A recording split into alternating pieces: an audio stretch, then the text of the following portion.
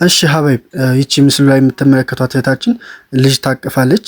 በደሏን ሰምተናል ነግራናለች እና በጣም እንግዲህ ከባድ ነው። አሰሪዎቿ ልጆቿም ጨምር ያሰሪዋለች ሰካራም ናቸው ጠቅላላ። ከዛ መሃል ደፈሩኝና ረገዝኩኝ ነው የምትለው። ከዛ በኋላ ካረገዝኩ በኋላ አውጥተው ጣሉኝ እና አሁን ውጭ ላይ ሸራን ጥፌ ነው ያለሁት። እንግዲህ ልጁም ተወልዷል እንደምታዩት ነው። እናም እንግዲህ አላህም ፈሪ ናት ይመስለኛል። እንግዲህ አንፈርድም አይተን አንፈርድም። እሷ እንደነገረችን ነው። እሷ ከሷም አንደበት ተሰማታላችሁ እና ተደፍራለች። አውቃም ሰታቸውም ሊሆን ይችላል። በዛ አማካኝነት ዝሮ ልጅ ይዛለች። ከዛ በኋላ እሷ ያለችው እንግዲህ ያው ደፍረውኛል ነው ሙሉ ቃሏ ማለት ነው። እና እህታችን ያው ኤምባሲም ስትሄድ ከኤምባሲም አባረዋታል። ምክንያቱም ልጅ ነው ያዘችው። ይሄ መረጃ ሊሆን ይችል ነበረ። እውነት ደፍሯት ከሆነ ቢያንስ ፍትህ ማግኘት ይገባታል እንላለን። ያው ብትከስም ታገኘዋለች። ምክንያቱም ይሄ ልጅ የሱ የአረቡ ከሆነ በዲኤንኤ ተይዞ በዲኤንኤ የሚገኝ ስለሆነ ካልዋሸች በስተቀር ማለት ነው። እና እስቲ ከሷ አንደበት የምትለውን ሰምተን እንመለስ። በደላላ ሆነ ስራ መጣልኝ ተነስቼ ሄድኩም በኋላ ቤት ነበር ያጋጠመኝ እና ሰካራሞች ናቸው ልጆቹ የሚጠጡ ናቸው እና በዛም በደረሰብኝ ችግር ያው እርግዝና ተፈጠረ። ወጥቼም እንዳላመልጥ ግቢ ይቆልፋሉ፣ ቤታቸውን ይቆልፋሉ፣ እንደወጣባቸው አይፈልጉም። ከዛም ቀኔ ከገባ በኋላ ነው አስወጥተው ሸራ ላይ የጣሉኝ። ከዛም ወደ ያከራዬ ቤት ተጠጋውኝ። እሱም ገንዘብ የለኝም በሰዓቱ ይሄን ያህል ወር ቤተሰብም እየረዳኝ ነበር ያለሁት። ቤተሰብም አቅም በላይ ሆነባቸው ሊረዱኝ አልቻሉም። በቃ መጨረሻውን አውጥተው ሻራ ላይ ጣሉኝ። የሆነ ማበሻ ነበረ እሱ ወደ ኤምባሲ ጋር ይረዱሻል ብሎ ይዞኝ መጣ። እዚህ ደግሞ እንደምታየው አውጥተው ጣሉኝ። እናቀው ነገር የለም ብለው የዚህ መንገድ ላይ እንደምታየኝ ወድቄያለሁ። ልጁን ተደፍረሽ ነው የወለድሽው? አዎ። እና መርዳት የምትችሉ ልጆች ካላችሁ ኤምባሲ የምትሰሩ ሰዎች ማገዝ ያለባችሁ ነገር ካለ አገዟት። እሺ ሀባይቢ ሰላም አለይኩም ወራህመቱላሂ ወበረካቱ። እንዲናችሁ ሁሉ ሰላም ሁሉ መልካም። በያላችሁበት እንግዲህ ክርስቲያን ወገኖችን በያላችሁበት ሰላምታ ይድረሳችሁ እና በያላችሁበት ወጥተው ከመቅረት አላህ ይጠብቃችሁ። ከመንገላታት ሁሉ ከመዳም ቅመም በቃ የመዳም ቅመም ብዙ ለፍታለች፣ ብዙ ያስፈልጋታል፣ ብዙ ህልም አላት። ህልሟን ሳታሳካ እንደዚህ በአጭር መቅረት ይጠብቃችሁ ማለት ነው። እንግዲህ እህታችን እንግዲህ ነግራናለች። በሷም አንደበት ነው ይሄር ነው። እውነትም ደፍረዋል ሊሆን ይችላል፣ ምንም አይታወቅም። ደግሞ እንደ አረብ ፈሪ የለም። ፈሪ ናቸው እናውቃለን። በዛም አማካኝነት ፊት ሰተሻቸውም ሊሆን ይችላል። በቃ ፊት ተሰጥቷቸው ደግሞ አናት ላይ እንደሚወጡም እናውቃለን አይደል? ኮስተር ናቸው። በቃ እናንተ እኮ ስራና ስራችሁ ነው ካልፈለጋችሁ በስተቀር። ከፈለጋችሁ እንኳን መስጠት ሌላ ማድረግ ትችላላችሁ። ጀምር ገንዘቡን መቆራጠር ትችላላችሁ እናንተ ከፈለጋችሁ።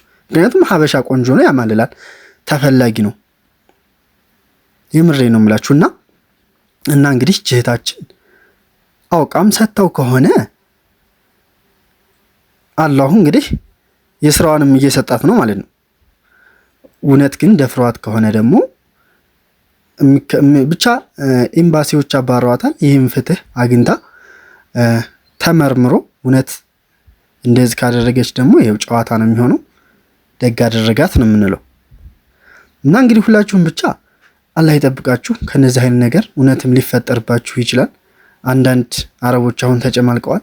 ምክንያቱም አሁን ሽሻ ምን አሁን ለራሱ ሰሞኑን እኮ ሰምታችኋል አይደል? ህንዳዊ እንደተገደለ ታስረዋል። እነሱም ማለት ነው ሀበሾቹ ታስረዋል። 2 ሀበሾች ናቸው ገለውታል። ህንዳዊ ነው ሳውዲ ምድር ማለት ነው ሳውዲ ምድር እና ገደሉት። ከዛ በኋላ በምን የተነሳ በሽሻ የተነሳ በሲጋራ በጫት የተነሳ ነው እየተገደሉ ያለ። ሰሞኑን ባለፈውም እንደዛ ጀግና ብለን አበረታተ ነው። ከዛ በኋላ ይሄው ገደሉ። ሌሎችም ኢትዮጵያውያን ግን እናንተ እዚህ አይዞሽ ጠንክሪ፣ አይዞሽ ልፊ ስሪ። አንቺ እኮ ደክሞሽ ነው እዛ ሀገር እኮ ደክሞሽ ድካምሽን አይረድሽም። ደክሞኛል ምናምን ብለሽ ብታወሪያቸው ራሱ በቃ ልጄ አይዞሽ እንግዲህ ወደ ሀገር ግቢ ይበቃሻል፣ ሰርተን አብረን እንለወጣለን የሚልሽ የለም እኮ። ምክንያቱም እዛ ሀገር ለፍተሽ አንቺ እነሱ ገንዘብሽን ስለሆነ የሚፈልጉት ማለት ነው። አንቺ ስትመጪ ኑሯቸው ይብዳዳል። በቃ ይብዳዳልም ስላችሁ ያስባሉ፣ ገንዘብ ያጣሉ። አንቺ ስትጂ አንቺ ወደ ሀገር ስትገቢ ከዛ በኋላ አንቺ ቤተሰቦቼ ትንሰፈሰፊያለሽ። ቤተሰቦች አባቴ፣ እናቴ፣ ልጄ፣ እህት፣ ወንድሜ ትላለሽ።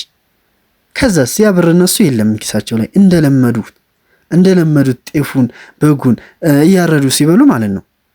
አንቺ ከዛ በኋላ ከመጣሽ በኋላ እንደ ለአይናቸው ለራሱ ይጠሉሻል። ነገርሽ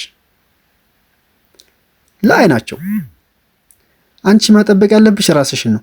እና ምን ለማለት ፈልጌ ነው፣ ይሄ ባለፈው ጀግና ጀግና ጀግና ብለን እንትናል ነው። ከዛ በኋላ እነዚህም አደረጉ።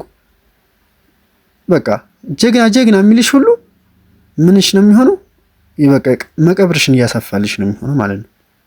እና እንደዛ አታድርጉ።